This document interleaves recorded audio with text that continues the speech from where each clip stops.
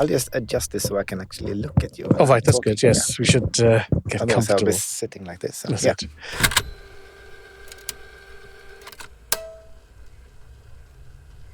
Oskar, welcome to the studio. Thank you. I'm very happy to finally be here then. I should start with that. It's taken us a while. Yes, it's taken a while. I'm Oskar Jacobsson. I'm Director of Customer Solutions at ICA.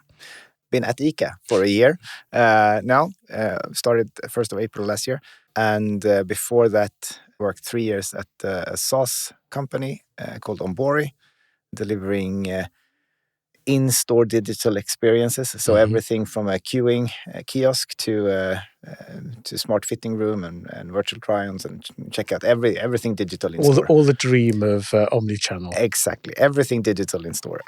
Worked there for 3 years as CPO or head of product. Before that, 9 years H&M, 9 years Systembolaget, which is the Swedish alcoholic retail monopoly. Yes. So retail for the last 20 plus years. And before we get into your role and the companies, you're also well regarded as a speaker, advisor, and in all of the top 100 influencer lists that seem to come around as well. So you've been sharing that expertise for a long time on both sides of the fence, as retailer and as SaaS supplier. Yeah, it's really working. I don't think if you don't generally like an industry and don't have the passion for it, you probably wouldn't stay for plus 20 years in right. it. So for me, that is retail. I really love the retail environments, the close to the customer area. And also it's been, like looking back for the last 20 years, it's been an enormous rapid change. And I think that is something that triggers me as well, that I want that change. I want to evolve and I want to have something new to strive for all the time. And so from that point of view, I've been having so much fun working within the retail industry. And I usually say this as well. I love going around in the stores, really generally do. If I want to take a break, I can go to a mall and I can stroll the mall. Yeah. But I go to the mall to look at the stores and to look at sort of how the customer flow goes and how the store staff works and everything retail about it, not specifically to shop. And I think that is really, it's not that I love to shop, it's I love to be in a retail environment. Yes. Before we talk about your role, let's jump to ICA for people who don't know it. So, what you see from the outside is it's enormous. I think it covers, is it a third of all grocery sales in Sweden are in ICA? I think we have more or less half of the market share. So great market position. But yet when you go into the stores, and also we know that I think you were one of Ocado Systems' first non-UK customers. So there's that on the e-com side.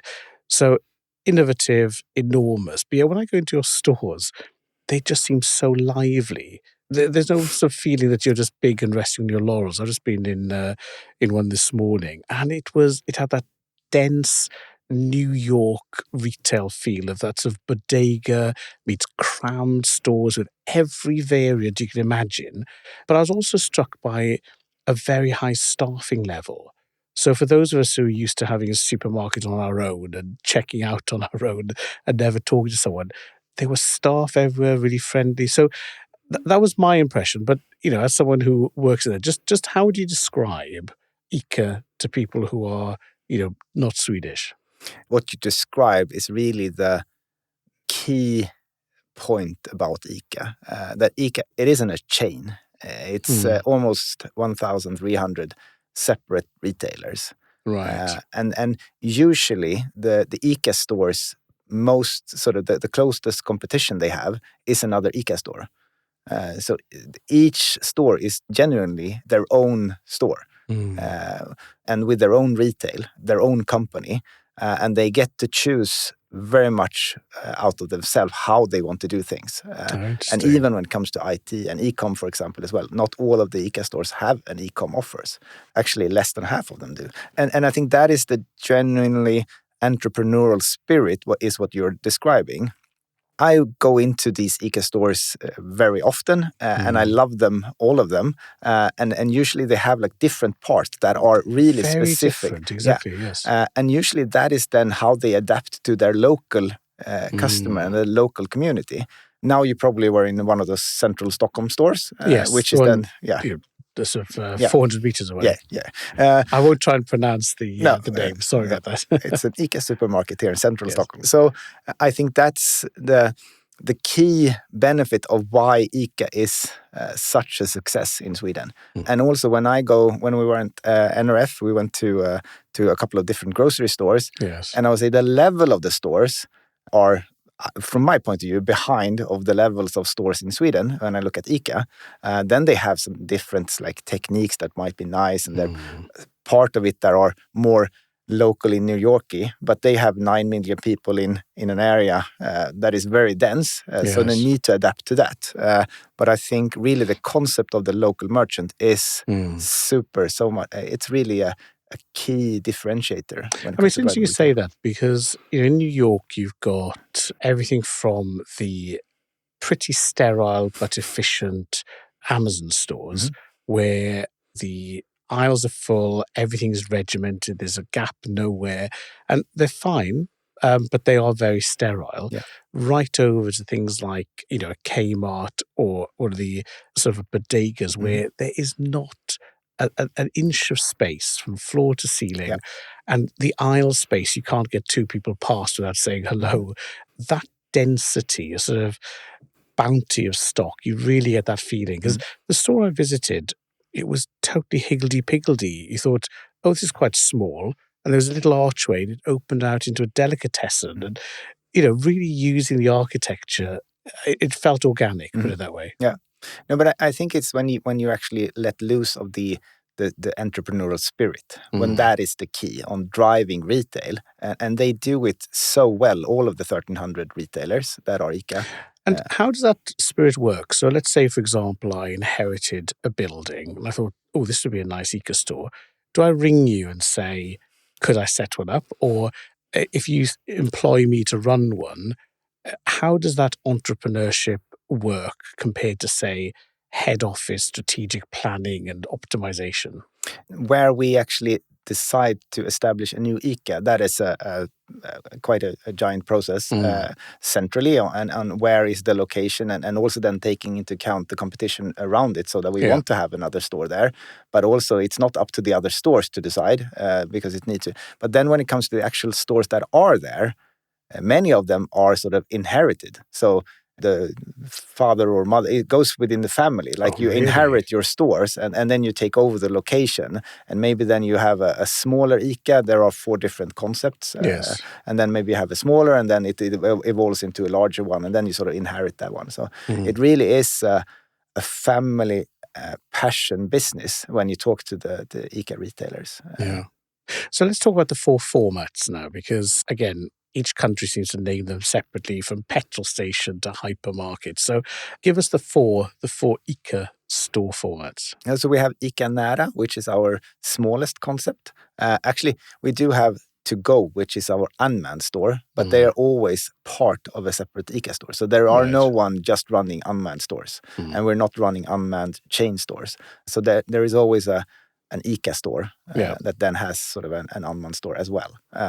But then, so Nära is the smallest concept. Then we have Supermarket, Quantum, and Maxi. So Maxi would be our hypermarkets, the largest ones. It is a Quantum size I visited. Okay. So a Maxi, I'm thinking big car parks and enormous warehouse style. Yeah, and I mean Maxi is more in the areas around where you go take your car, go shopping. That's more of the Maxi. We've covered the format, the positioning, but we've skipped over you. So tell us about your role and how it fits in then to this enormous operation. So within our digital and technology department, I'm heading up an area called Customer Solutions. We are approximately 190 people working in that area. So quite a large organization, but we are then handling all the digital customer-facing touchpoints. So the easy ones would be to say like the ICA.se, our website, our app. Those are the sort of the main 2 large ones. But also then when you go into an unmanned store, you have an app for that. We do have mobile self-scanning. We do have the customer-facing digital touchpoints when it comes to a self-scan Right. handle and things like that. So all of the interesting things that have voltage attached. yeah, no, there are a lot of interesting things in other areas as well. Yeah. And definitely when it comes to the retail solutions area. So we work very close with our sort of sister department called Retail Solutions. They are then the ones handling all the solutions for the retailer, like POS systems and all of the internal solutions. So we need to make sure that we cover it in a good way, coordinating between sort of the customer-facing solutions and also then the retailers-facing solutions, so that they can then put up a new offer, and then that offer should be seen in the app and things like that. So when you say it, it sounds very easy and straightforward, but we know that, especially within enterprise level IT, the whole concept of user gets lost. So if you're planning a POS rollout, then your objective is to roll it out and carry on with your life rather than refine it for people. And equally, a POS user, you have the power user, you have the day-to-day staff. It's not always the customer you're thinking of with POS. Likewise, with e-com, you have the Ocado systems, but yet it's your app, I understand. So it seems to me you've got lots of other teams who are very busy with very big projects, and you have to liaise with them to give this uniformity. That sounds like quite a task. Yeah, I mean, I think working in any enterprise organization, you always have like an internal politics that you need to sort of handle and work and sort of make sure that you cooperate in and not sub-optimize things, that you actually see the full picture. Ecom is a separate app. It's part of the Ocado app, so it's not the ICA app. But we then work very much on making sure that from a customer journey that you can hand over from an ICA web page to go shopping on the Ocado site. So that means sort of make sure that you have a genuinely an efficient flow between them. Yeah. And I think definitely we could do more to make sure that that's even better than it is, but that's how it's set up today. But I think very much comes down to cooperation and discussion and sort of make sure that you agree on a prioritization. You always need to prioritize. You will never be able to do everything, but I think that is key when it comes to get things done. Now, within the strategic vision, it talks about creating the market's best customer experience. So we've started unpicking some of the challenges and how you provide interfaces over that. But it sounds like there are a couple of apps called touchpoints. What does the best customer experience mean to you and then to the customer as well? One reason for me joining ICA in this role is that we actually do have the customer solution, that we have a separate department focusing on the customer, trying to make sure that we don't lose track of the customer view and making sure that we actually do regular surveys on what they think. We do A/B testing on sort of releases things to 1, 2, 3 different in different setup to make sure like what does the customer thinks of it, how does it improve the sales, maybe how does it improve efficiency, and then we sort of take decisions from that to try to test as much as possible would be good as well. When it comes to to not lose track of the customer view, I think you need to be out there and testing it. I think also the rapid evolvement digital makes it quite hard. Yes. And also because there is so many, I mean, the expectations of a shopping journey is soon like swiping through your Spotify playlist. And that's really not where we are. And so I think the standard is increasing all the time, definitely on the digital part. I think our stores are doing a great job of keeping track of it, but from a digital But if point you of think view. about, let's say, buying a straightforward SKU, at H&M, I'm thinking, I'm going to a party, I want a new top, or, my kids need stuff because they're going back to school. It tends to be, you have many reasons for going there, but the answer is generally the thing. You buy it, keep it, or return it. It's simple. Whereas with food shopping, I might be doing my fortnightly family shop on the app with my established list. I might be having an impulse buy on a Tuesday night. I might be doing a dinner party. I might be trying new things out.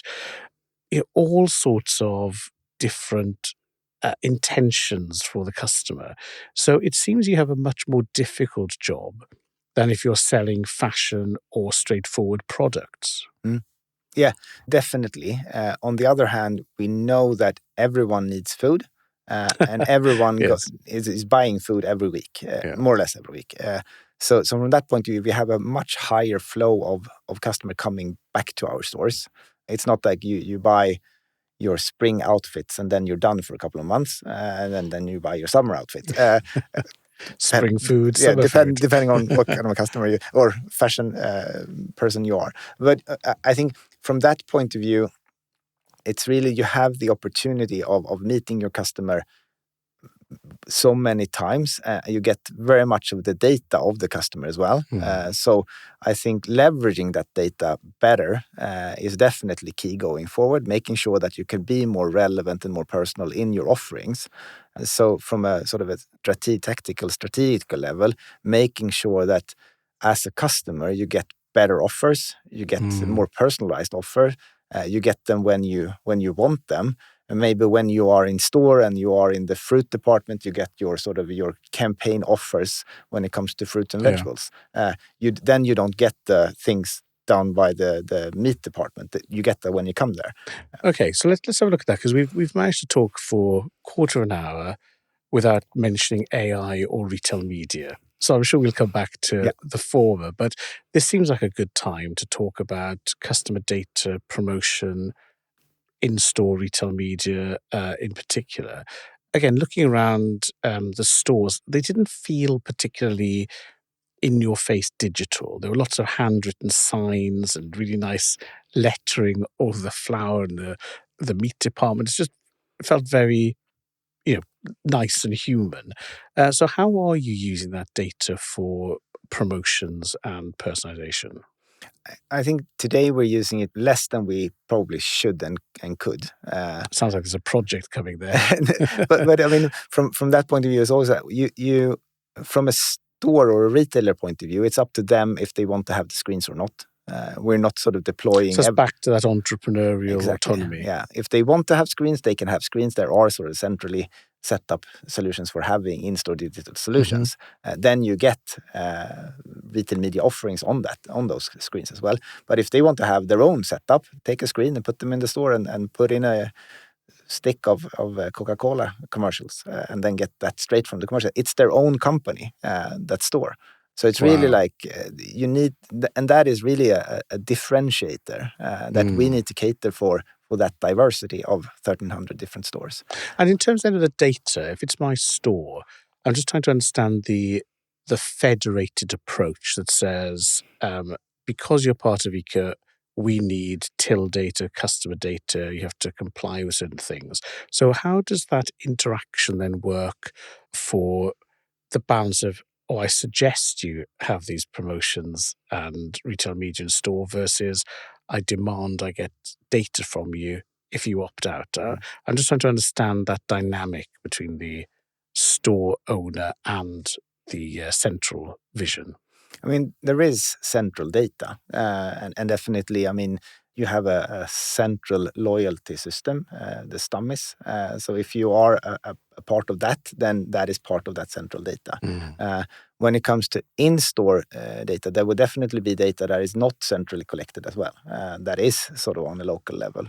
What we try to do is make sure that we leverage the central data that we have to make sure that all the retailers get the benefit from that. So and then there are central campaigns and drives as well. So we have sort of central for everyone to have that campaign. But I think what we can do more is to make sure that from a customer point of view, is that if I opt in on data, if I say it's okay that you use my data because I want to have more personal offers, I don't want to have meat because I'm a vegetarian, or I don't want to have regular milk because I'm lactose intolerant, then that should be okay, because that's sort of increasing the customer's the customer journey and the customer experience. It's highly relevant. Yeah, and if I do my meal planning and I decide that I want to have I don't know, spaghetti bolognese on Tuesday and I want to have a pie on Thursday, then those recipes that should be suggested for me should take into account my preferences. And then when I want to buy them, if I want to buy them online or if I want to buy them in store,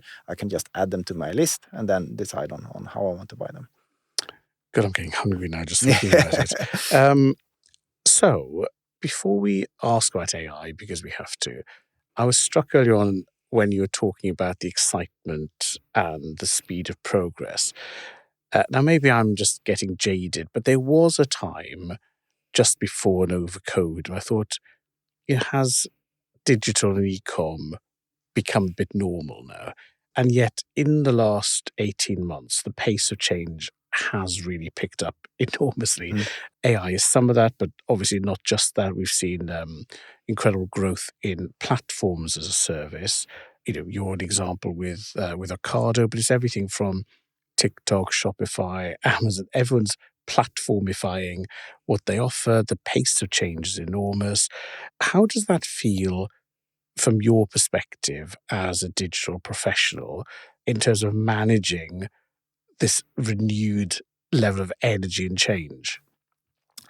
And I mean, I think being at ICA for 1 year only, I would say, many people work there very long.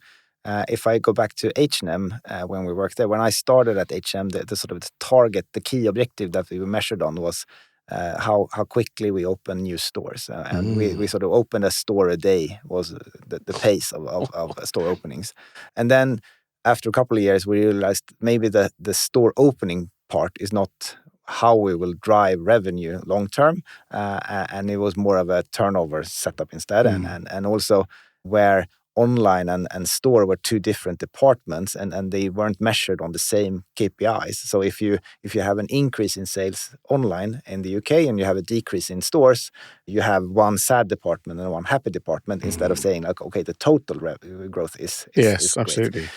So I think there's always been a rapid pace, I think. The saying is that it will never be as slow as it is today because it'll only be quicker.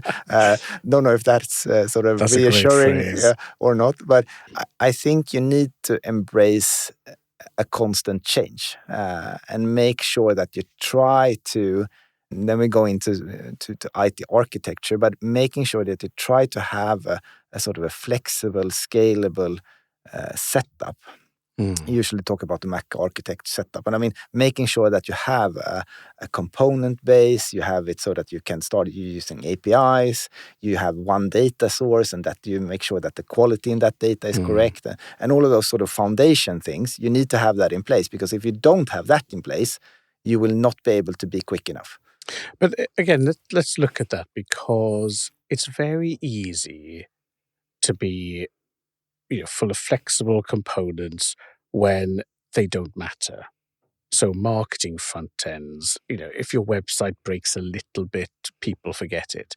Whereas if you look at the infrastructure, warehouse management, supply chain, supplier payments, food security, these are in many cases systems that go back to the 1980s. Massive investment, super highly optimized, 100% can't fail. A lot of the experience of the last 20 years has been putting pretty things on top, but not changing those rock solid monolithic systems. So how do you go about balancing these flexible architectures with things that just cannot break? Have you been able to retool the infrastructure as well, or do you have to live in this sort of mixed environment? I think we all need to live in a mixed environment, but you need to make sure that you then handle that in a flexible setup, so that if you have a monolith thing that you can't change, you need to make sure that you have an integration layer that is flexible, because you need to have that monolith to be able to be flexible. And I think that is the key. You're not able to say like, this is a monolith, it will always be a monolith, let's adjust everything around it, because you need to make sure that how can I then use, because in this case, tech is not the problem. I mean, there are tech to make sure that you actually have it. It's probably more making sure that you can prioritize the investment needed in making sure that you have the flexibility, but actually when you do it, you're not increasing any business value. So how do you explain that to an organization that you need to do a giant IT thing that will have no business value? And then instead of doing the business value thing, because if you do the business value thing, you will not be able to do that for long, because the other thing will not be quick enough. And I think that has been the same for I think that's the dilemma, isn't for it? all the retailers. I mean, when I worked at Onbori, we met global retailers from all over the world, from Australia to the US, and everyone has this problem. Everyone has the monoliths, and I think if you're not adapting, that's when you're challenged by someone creating a new thing that is flexible from the start. And going into AI, I think that is definitely a thing on how will you shop when you are using AI agents instead of online shopping, building your cart. And do you have any thoughts on that? Because it's a great question, but I don't have an answer, so No, I'm hoping you do. We don't have the AI engines doing the shopping yet, so we can just guess. And I think, from my point of view, I think the store is still a separate experience. Definitely when it comes to grocery, I think there are other retail industries that probably has a bigger challenge when it comes to store versus online, if you then say agents are online. But from a bit more long term, it's more of how important is the e-com when you are not... The e-com then becomes an API, more or less, to an agent. You are building your shopping list with your agent. Your agents are then providing the shopping opportunities. Then you need to make sure that you are relevant as a brand. So brand building becomes much more important. That when my agent does its shopping, I want it to be done at ICA because ICA is sustainable, trustworthy, has all the things that I like within a retailer. I can trust them, and then I want my shopping to be done at ICA. That's such a good point, because the agent works for the customer. Yes. And I think one of the interesting shifts is, again, if you look at the grocery side, a lot of pre-agentic planning has been done on the apps or in e-commerce. So if you think about every supermarket and grocer, they will have list builders, they will have recipe makers. You'll say, oh, I'm cooking for 8 people, adjust all the quantities, how many bags I need, add to basket. So these are programmatic, sort of algorithmic builders that have been pre-configured. Whereas the flip that I think is going to be interesting is, instead of being the ICA app where I go, it'll be on my phone. Maybe it'll be the Apple agentic wrapper for grocery. I will chat to that, but it's mine, and it will then decide which grocers to fulfill. And so I think there's going to be something quite interesting around how does the ICA AI chat to other AIs to sort of sell itself as come to me. Now we are starting to look more into the agentic part, I would say, in all the retail industries and all the industries, more or less, and really trying to see how will this affect us. Because I want to make a difference between the store and online in this, is because I think when it comes to the store, and if you look at food and customer behavior, if you get more time, let's say that if you're working and then an AI agent helps you be more efficient, and maybe then you would need to be less. Now we're looking quite a bit ahead in time. It probably will be quicker than we think, but it's not in the next coming years. And agentic AI is also a bit further away. So I think when it comes to, if I get more time, there are quite a lot of people that actually like cooking and like food and like the experience of actually selecting what they want. And if you then take that into the store environment, it can really be that generally marketplace of where you are enjoying. And food then becomes a leisure activity. And in fact, we've seen this. I think these may be Ocado's stats. So, but anyway, I think they're pretty self-evident, if not, which is that when you look at home delivery of grocery, the customer has now optimized their own buying. So they buy their bulk items, their heavy items, mineral water, cereals, dog food, and have those delivered. Whereas the more sort of touchy-feely things they're now buying in store. And so it's quite interesting how their experience of learning how to drive our infrastructure has led them to make those decisions. But I am minded that I think in the 60s, we were all supposed to be on levitating cars, wearing, silver spacesuits and living lives of leisure. So I'm not sure that that promise necessarily worked out. So maybe it'll be a new job being the agentic manager for other people. Who knows? Yeah, and I think if you look at those predictions, you have Back to the Future and the hoverboard thing. Yes, yes. And it's not that far away from those electric scooters that you're seeing. That we just came in on, yes. It's not the Hoover thing, Yeah. but it solves the same problem. Yes. They are very much everywhere. You just pick one up, you drive, and then you're done. So I think there's definitely things to learn from those predictions. Yeah. It will not look the same. It probably not be exactly the same. But I mean, there's the cell phones. There are predictions of Yes. things that we actually do use today. It's not exactly the same, but it's more or less the same. I'm waiting for the Star Trek transporter to make things. But we talked about the customer. Behind the scenes, how is AI rolling out at ICA? Are you using it for decision support and efficiencies internally? Yes, I mean, AI is not new. I must say that. I mean, AI has been around for quite a while. The Gen AI part is fairly new, if you would say that, and agentic AI is more new. Today, yeah. But I mean, going back AI, I remember the first things H&M did around AI on making sure that you have the correct markdowns and things like that. And that was back several years ago.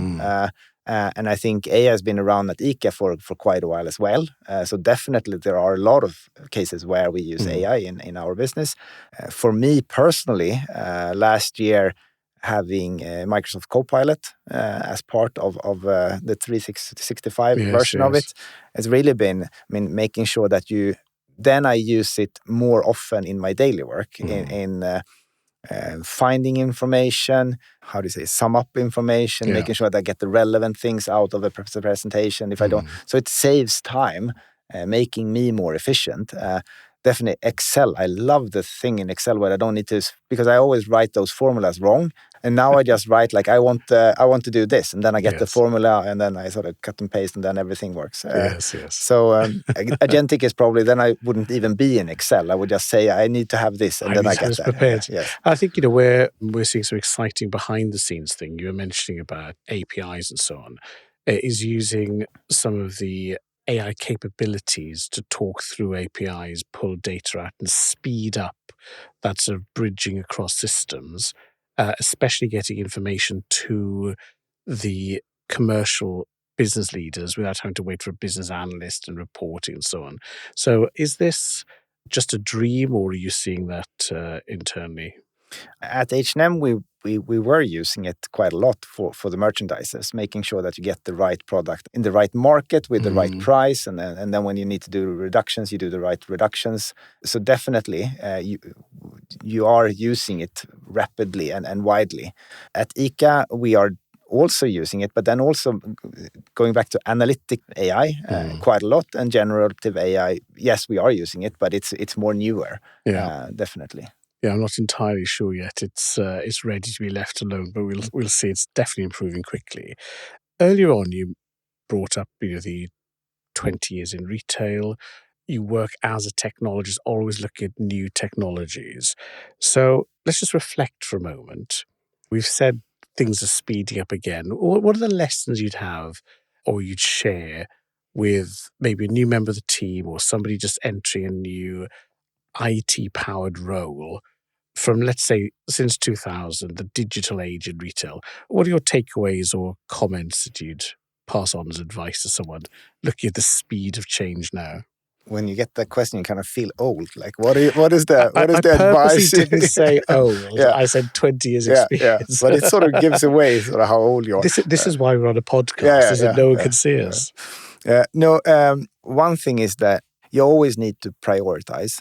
You will never be able to do everything. And I think that is also because when you are coming in new, you want to do everything. And it takes a while before you realize that I will not be able to go to number 25 on the list. I will only be able to do the first 15 or maybe only the first 3.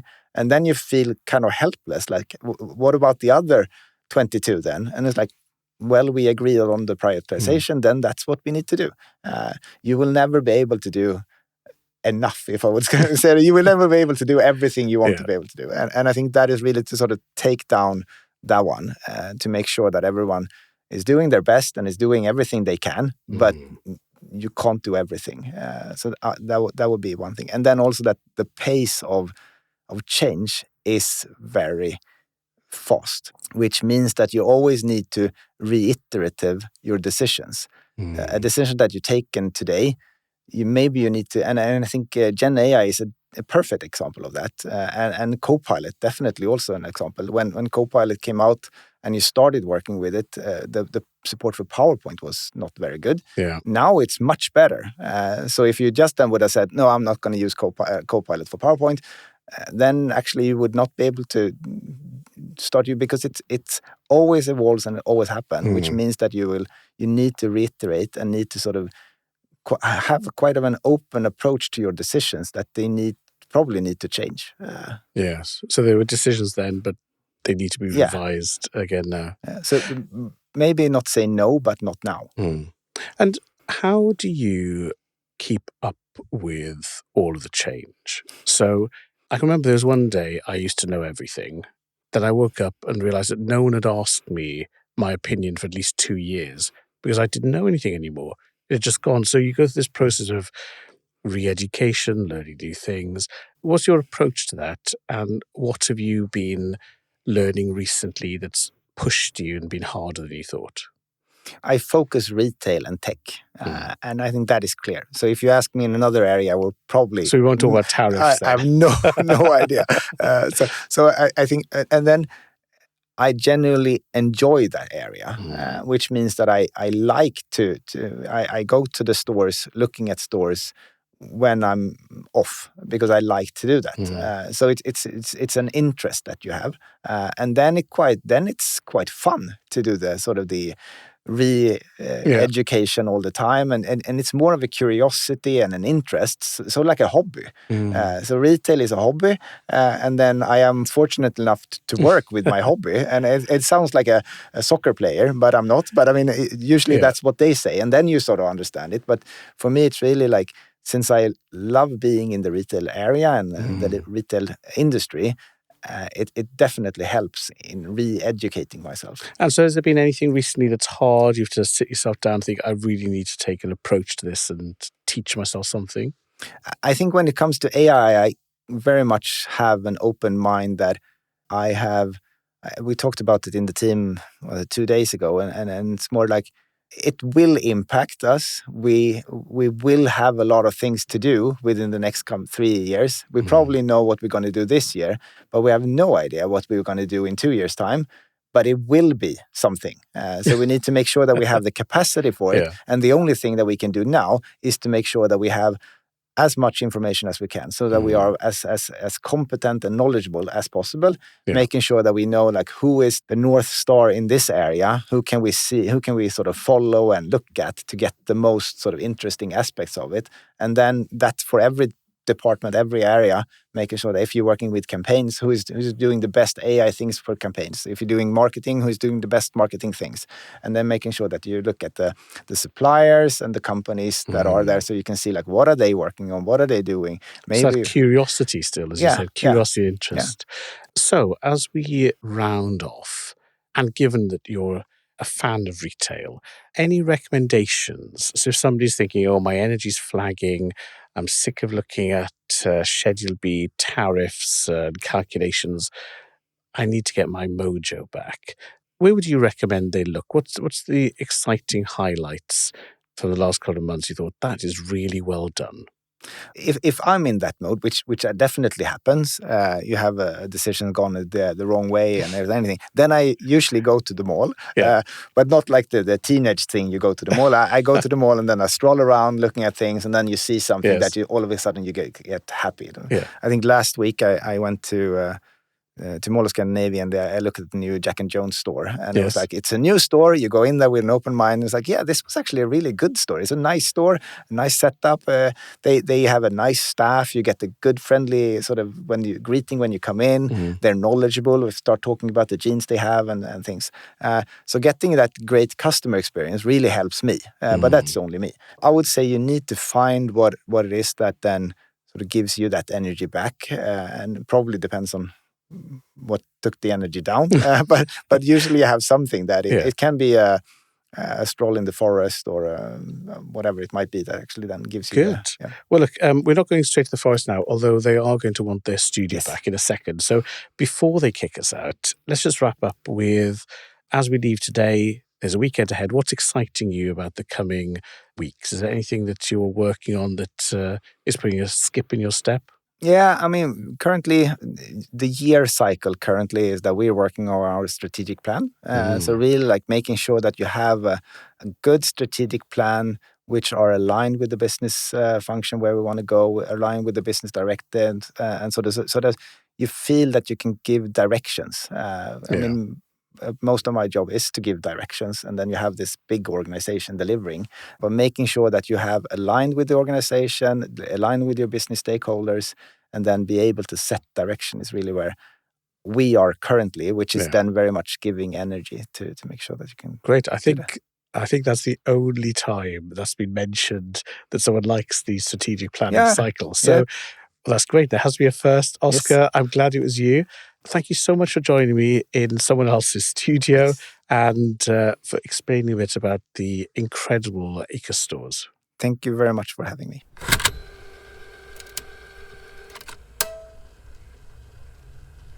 That's it. That's it. Done in one go. Yay. Good. Right. Now I need to make sure I don't press the wrong button.